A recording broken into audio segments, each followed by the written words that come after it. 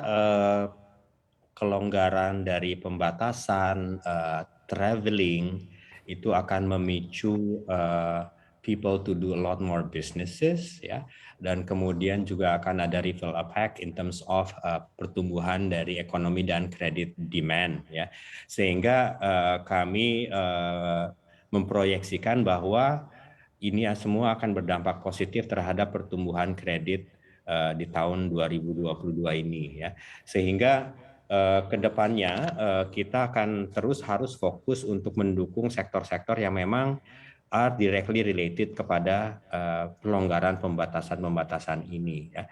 Sehingga sekarang ini misalnya bulan Januari 2022 pertumbuhan kredit itu sudah mencapai 5,8% year on year, ya.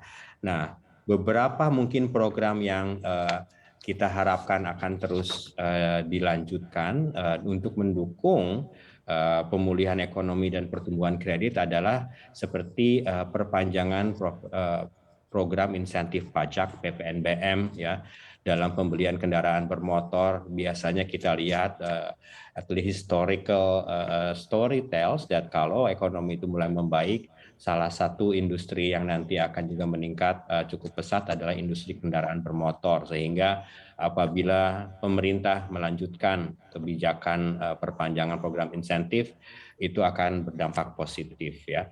Sehingga dengan dilonggarkannya pembatasan, ya, masyarakat makin mobile, aktivitas masyarakat akan meningkat, ya. Kami harapkan proses permintaan kredit juga akan terus meningkat ke depannya, sehingga at the end mungkin kita harapkan, kita proyeksikan di akhir tahun pertumbuhan kredit di industri akan ada di sekitar kisaran 7% sampai dengan 8%.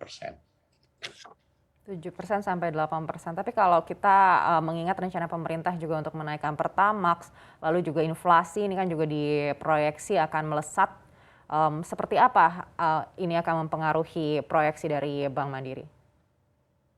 Ya, saya kira itu kita harus analisa lebih dalam seberapa besar dampak dari kenaikan, let's say, harga-harga BBM yang akan berdampak kepada purchasing power dari individual consumers, karena mungkin kita masih harapkan untuk Pertalite dan lain-lain itu masih terus dilanjutkan subsidinya.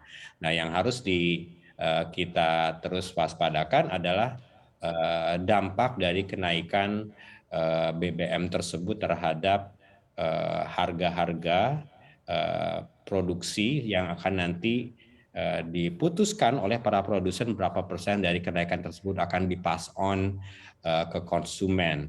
Prediksi kami adalah mungkin karena pertumbuhan ekonomi masih sedikit fragile dan vulnerable, kita belum out of dari pandemi, sehingga kemungkinan sebagian dari kenaikan dari harga produksi tersebut akan diabsorb oleh produsen dan hanya mungkin sebagian akan dipass on ke konsumen, sehingga at the end we share the burden, dan sehingga mudah-mudahan dengan adanya burden sharing tersebut dari semua stakeholders, pertumbuhan ekonomi akan tetap terus baik dan akan menunjang pertumbuhan kredit di level sekitar 7%. Tapi mungkin kita harus lihat lagi 1-2 bulan ke depan.